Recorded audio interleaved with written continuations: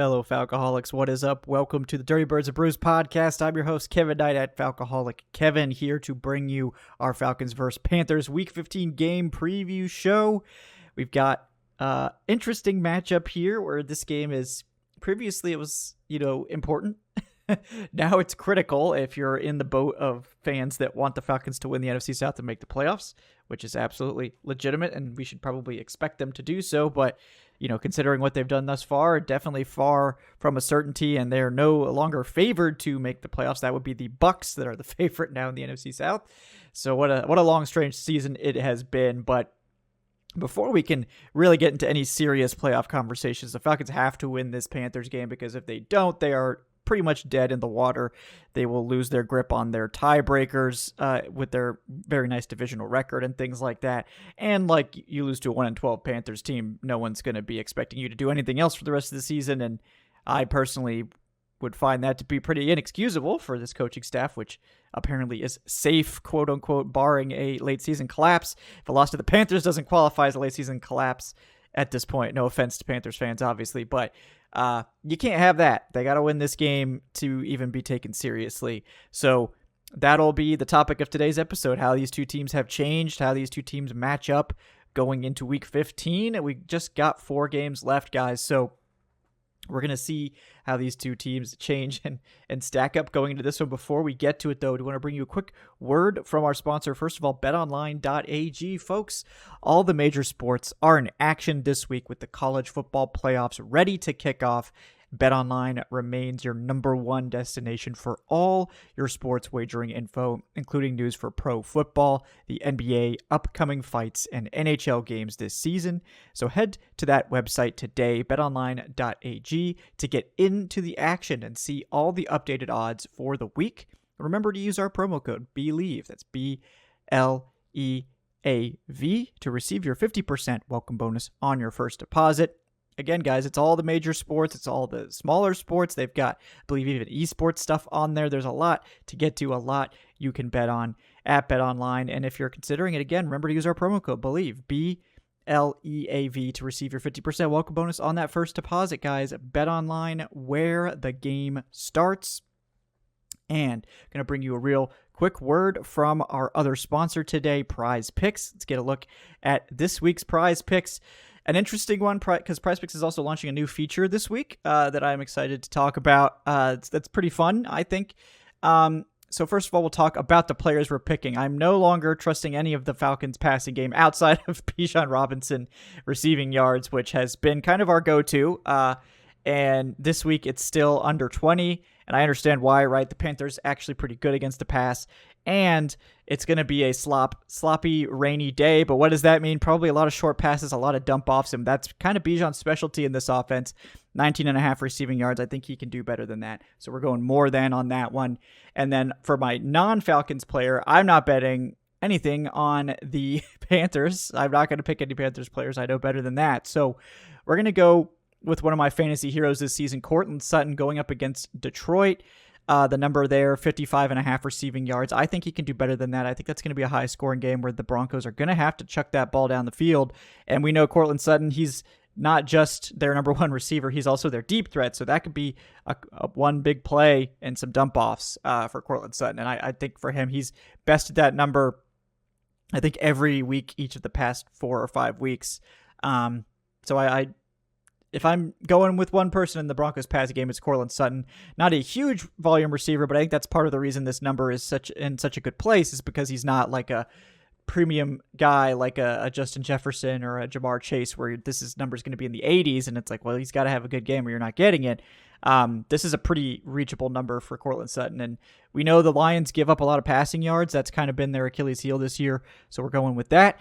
And then one of these new ones here. So now PrizePicks is doing something where they call it, I think it's Ghouls and Goblins, right, or something like that. So they've got these red ones that are considered to be more difficult picks, and you actually get a bonus multiplier on those picks if you take those. They've also got green ones that are an easier version of the pick that I think give you a slightly lower multiplier, but you have more control. Like if you want to make sure you get a win, or you want to have a higher chance of getting a win and you don't really mind the payout being a little bit less, you could go for the green ones, or you could be like me and you just want to go, let's make this extreme, right? And again, the only person I trust in this office is Bijan Robinson. He scored a touchdown, I think, in 4 of the last 5 games, and this is going to be a sloppy game where they're probably going to have to run the ball or just toss it to Bijan out of the backfield. I think if you're putting anything on anyone in this Falcons offense to get a touchdown, it's Bijan each and every week. And with this one, it's basically one rushing or receiving touchdown is all you need to win this pick, and it gives you a bonus multiplier. So for this 3-pack, it would typically be 5 times, which is pretty good. But if you add one of these red ones in, that goes up to 6.25. So you get a little bit of a bonus for one that I think is probably on the border of being a more difficult pick, in my opinion. I mean, obviously, touchdown scorers is one of the more dicey picks, right? Each and every week, but I like this one. So we'll give it a try. We'll try out this new feature. Shout out, of course, to Prize Picks for sponsoring the show. We really appreciate those guys. And guys, if you aren't familiar, Prize Picks is a skill-based daily fantasy game. You pick 2 to 6 players, decide if they will go more or less than their Prize Picks projection, and the more players you pick, the more you can win, all the way up to 25 times your money on any entry. At Prize Picks, you're not competing against other players. It's just you versus the projections. There's also a generous promotion schedule. Make sure you check in on Taco Tuesday and Flex Friday for some reduced picks, some free picks, that sort of stuff. I know they're going to be running a Christmas promotional square, much like the Christian McCaffrey one from earlier this season, the Dak Prescott one from the season opener this year, where basically it's like, I think if Durant scores like more than half, he basically scores like a point, then you win that square. It's a free square for you. So look for that. I believe that's going to be going on Christmas Day. I'll definitely talk about it next week as well. And guys, remember, it's not just the NFL. Maybe, like I said, NBA with the Kevin Durant one, obviously MLB when that starts up again, NHL, PGA, college football, while that's still going on. They've got pretty much everything out there. And guys, you can make those entries in 60 seconds or less, and they offer fast withdrawals. It's that easy. All first-time users, if you guys are thinking about signing up, like it says in the graphics, right? PrizePicks is offering a 100% deposit match up to $100. Just use our promo code DBB. That's for Dirty Birds and Brews, obviously. And if you put that in, PrizePicks will match you up to that $100. So if you throw in $100, they will match and give you $100. If you put in $50, they will match and give you $50. Just make sure when you sign up to use our promo code DBB, it helps us out. Lets them know who sent them, who sent them to it or whatever. I'm not even going to try to fix that sentence. That was a disaster. But it's daily fantasy, guys, so it is available in Georgia, notably. I know most of the viewers of this show are going to be from Georgia, obviously the Falcons, but it's also in 31 other states, Washington, D.C., and most of Canada. So check it out, guys. Again, thanks to PrizePicks for sponsoring today's episode. All right, folks, let's dive into this Falcons versus Panthers matchup, because I would say that these two teams have gone in drastically different directions, and they still have, but they're not as far apart as I think people think, because, I mean, the Panthers are obviously the worst team in the NFL. It's pretty bad in Carolina right now. They fired their coaching staff in the first year. That very, very rarely happens in the NFL. And they've just been getting ravaged by injuries on the interior of their offensive line. But they are the worst team in the NFL right now. You look at the points, 30th in offensive points scored, 31st in defensive points scored. But it's not that simple, particularly on the defensive side. It's very puzzling, actually. So we'll take a look sort of at the Panthers offense and what's gone wrong there. And like I said, I think the interior of that offensive line has been absolutely ravaged. I think they're on like their 5th or 6th string guards at this point, and one of those guys, Justin McCray, former Falcon, UCF legend Justin McCray also, he's also hurt. He got hurt last week. He has not participated in practice over the last 2 days, so they're probably going to have to bring up a practice squad guy there. And then they're playing Nash Jensen, I believe, at the other guard spot, so I guess it's probably going to be Cade Mays maybe moving over to left guard or something like that. And it's been a disaster on the interior there. It's been very bad. Bradley Bozeman's been okay at center, especially compared to the guard spot, but it's been a real challenge. And then Taylor Moton, I think, is the one guy, right, that you can kind of hang your hat on. But Ikem Ekwonu has been very spotty as a pass blocker, been far below expectation, especially after his fairly strong, 2022 rookie season where he really got a lot better towards the end. That's been a big issue for them. We'll see if the Falcons can actually take advantage of any of that, particularly since it looks like David Onyemata may not play again. He was limited on Wednesday, but was downgraded to DNP on Thursday. That's usually a really bad sign for someone's practice, for someone's game availability if they get downgraded. Could just be that they were trying to rest him after that Wednesday, but I would not bank on Onyemata playing in this one. The good news is Lakeil London has been practicing fully again, so hopefully he'll be able to come back and fill that void, but they are probably going to be down Kentavious Street for some time. He is DNP on Wednesday and Thursday as well. So are they even going to be able to force the issue on the interior? They do have Calais Campbell, who basically led the way for them last week with 5 pressures. So they'll have that. And hopefully they'll be getting Lakeil London back. They do have their kind of rotation of some other guys in there. Albert Huggins really stepped up last week. Taquan Graham had a pretty good game as well. We know the edge pressure for the Falcons isn't great. Arnold Ebiketie kind of their guy they can depend on there. Lorenzo Carter's been okay. Dupree's been okay, but they don't really have the impact player there. So I don't know if they'll be able to take advantage of that really, but the Panthers are so bad on the interior that you would think that they would be able to get at least something done there. That's kind of been their Achilles heel all year long. Outside of that, the passing game for the Panthers, you look at Bryce Young, he is the 37th out of 38 ranked quarterback. He's just not, everything around him has kind of fallen apart, right? It's been pretty bad, but he hasn't executed at a high level either. I think it's sort of a combination of factors, probably much like the Falcons situation on offense, but a lot worse in Carolina. So he's not elevating that offense, but the receivers they have aren't exactly doing much outside of Adam Thielen, who's kind of just, they're going to chuck it up to him a bunch and hope that he can make something happen. But more often than not, it's just not going to be enough. DJ Shark has been a disappointment. Jonathan Mingo has been a big disappointment. And of course, Hayden Hurst dealing with very serious concussion symptoms. I think they were saying he was having some kind of memory loss. So obviously he's very unlikely to play. Hopefully he can get right. We certainly, former Falcon Hayden Hurst gave us a good year here or two. So definitely hoping for the best for Hurst. But they just don't have much in this passing game.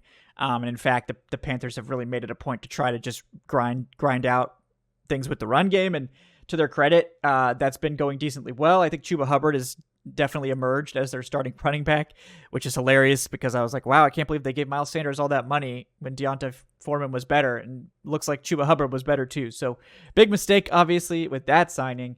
But Chuba Hubbard's coming on. Definitely happy for him. He was one of my guys coming out of the draft. So glad that take is finally paying off years and years later. But they will try to run the ball as much as they can, which is a good thing for the Falcons typically because they do stop the run very well. It does look like in terms of more injuries that Nate Landman probably going to be back this week. He was limited on Wednesday and Thursday, so the hope is that he can go. Obviously Andre Smith Jr. filled in just fine last week. Caden Ellis had one of his best games, so they were okay. But they could definitely use Landman back, especially if they're going up against a more run-heavy approach here by the Panthers. And this Panthers offense, it is the worst in the NFL. It's struggling on pretty much all levels. They have had a little bit of success on the ground recently, but with how they're sort of getting beat up, that just running for those yards, it doesn't really help them win any games. It just sort of helps stop the bleeding a little bit, maybe run a little bit of clock. But really the secret to this offense is to just get a lead, force them to pass, and then they're kind of done. They really struggle to move the ball through the air. And the Falcons match up really well in the passing game. Whether it does look likely that Jeff Okudah is going to be back this week. He was full participation on Wednesday and Thursday, so he seems like he's on track to return. But even if it's Clark Phillips, who I think some would say is arguably outplayed Jeff Okudah, he's outplayed Jeff Okudah in zone, that's for sure. But in terms of Okudah in man and as a run defender, Okudah's still really good there. So I assume Okudah will come back to his starting position, but. The Falcons have a great slot corner in D. Alford, who can match up well with Adam Thielen. They have AJ Terrell, who's going to shut down whichever receiver he's up against in Carolina. And they got Jesse Bates, who, maybe he'll have another multiple interception day here.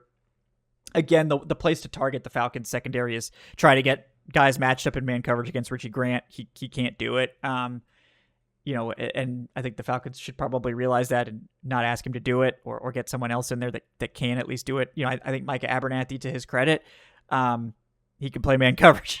So it's sad because I love my UCF legend Richie Grant, and I think in zone he can make some plays. I think he has shown some flashes of good stuff from time to time, but he cost the Falcons the game last week with that mistake in coverage, and has been making those mistakes every week. So if I was a Panthers fan, I would be going after Richie Grant if I was calling that offense. But much like it seems like in Atlanta, it's a good transition to Atlanta's offense, right?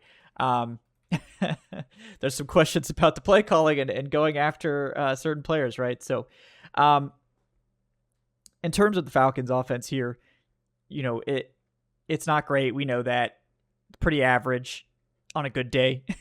The run game should be one of the NFL's best. It's not. It's mediocre.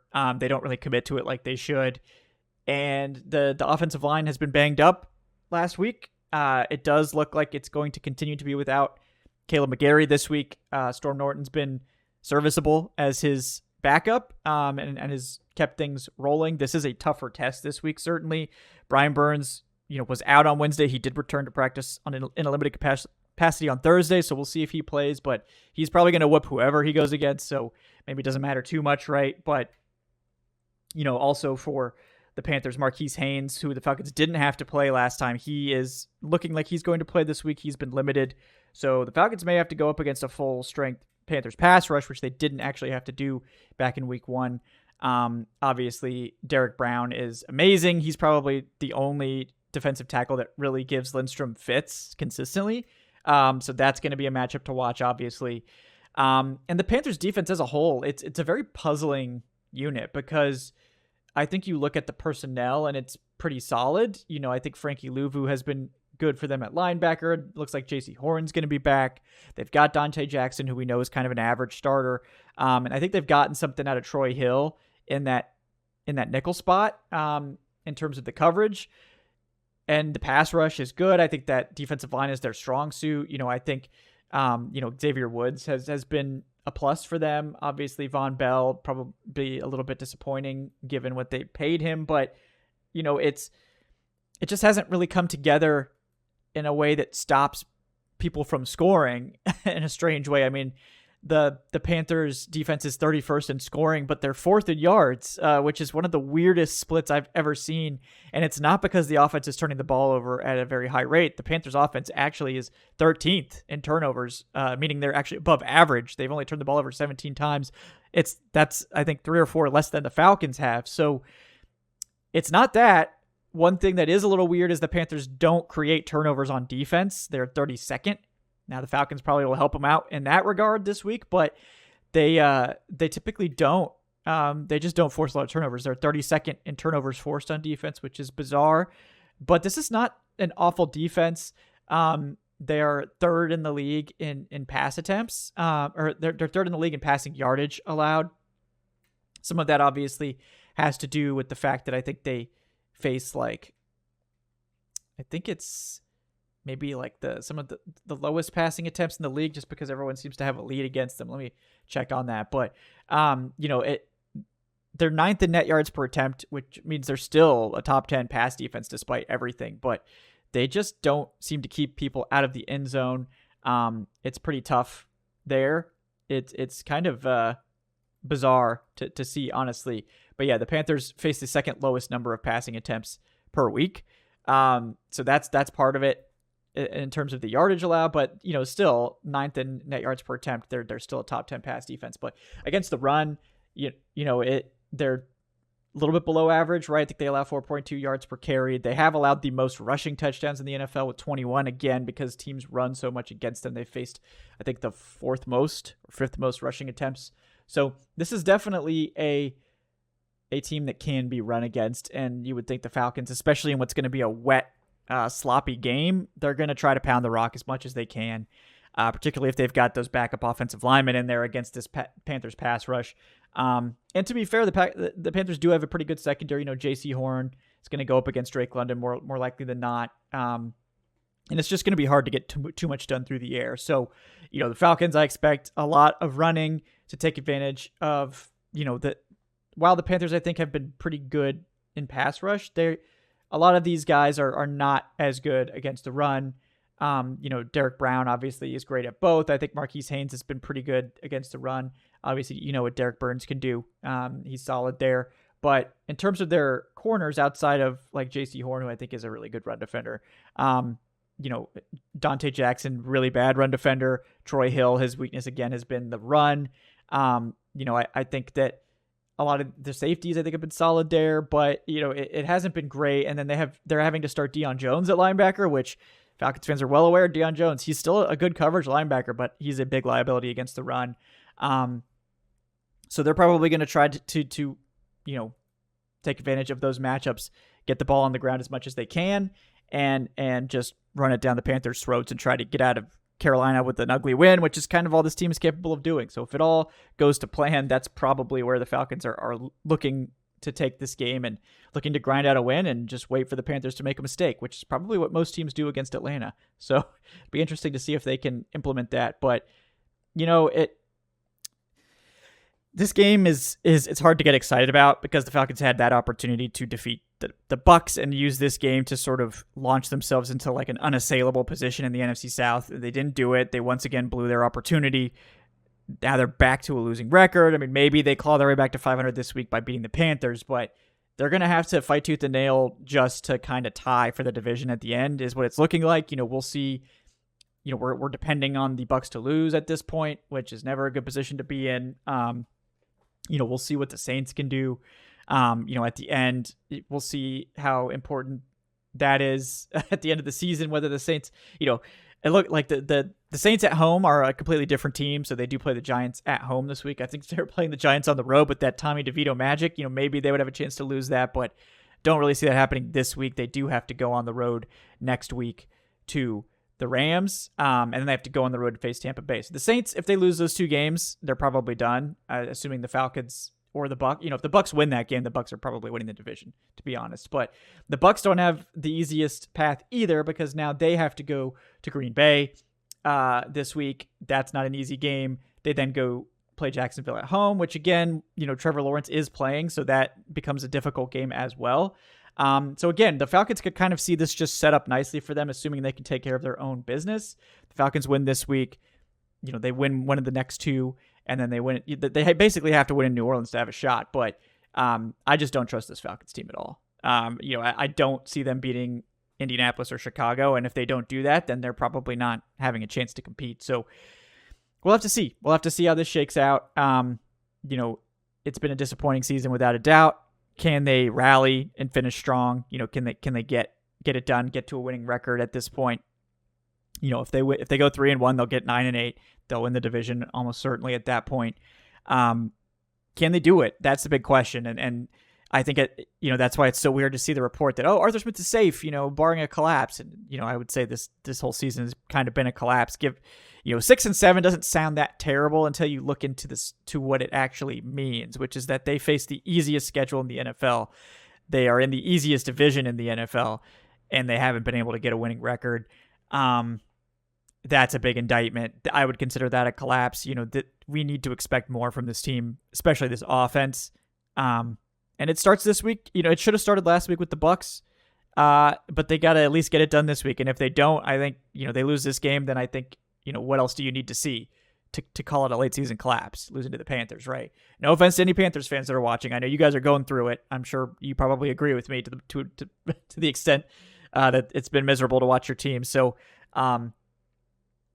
yeah, we got to see the Falcons get it together here. I certainly want them to. I would like them to go 4-0, get to 10-7, make the playoffs, give us some hope. But right now, there's not much hope here because it just seems like every week it's the same thing. It's either an ugly win where they just scrape out a couple points and look bad the whole time and just basically come away with a narrow win, probably on the back of the defense, or they blow it. The offense is asleep for most of the game, and then they come up with some miraculous comeback and then put it on the defense, who's played like 70 or 80 snaps to make a stop at the end.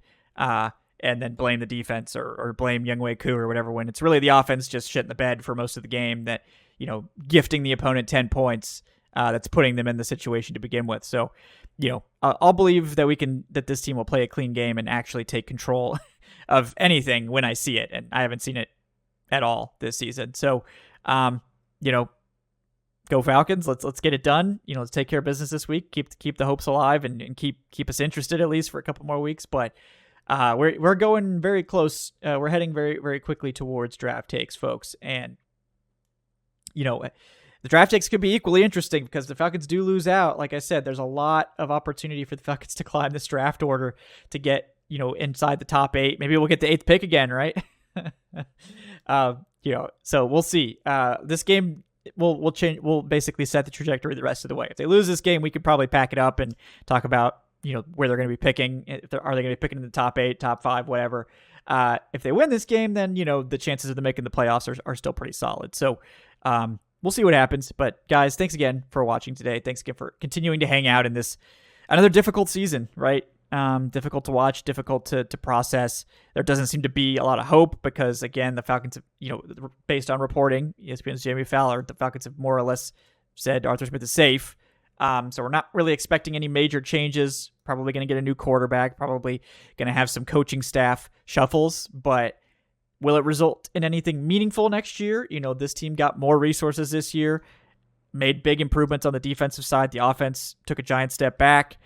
I don't know. So we got a long way to go until we get to answering that question, but certainly hope they can do it. Again, I have nothing personal against Arthur Smith or Desmond Ridder or anyone. I hope they can make it work. I would like them to. I would like them to finish strong and, never going to advocate for tanking or anything like that. So let's get it done. Just please show me something, anything to hang on to, anything to talk positively about, because it's been hard to do that. I want to do that. We all want. I think most fans want to. Maybe some don't. I can't speak for everyone, obviously. But guys, thanks again. I do appreciate you hanging out. We'll be back, of course, for the post game on Sunday, talking about this one in the afternoon.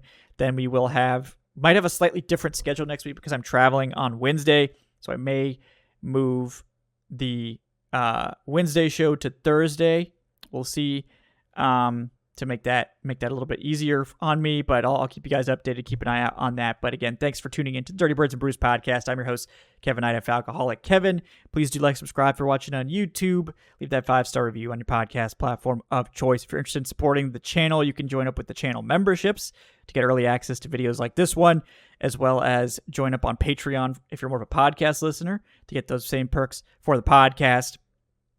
And guys, we really appreciate you. Thanks again, of course, to BetOnline and to Prize Picks for sponsoring today's episode. We will see you guys next time on Dirty Birds and Brews. Have a great day, folks.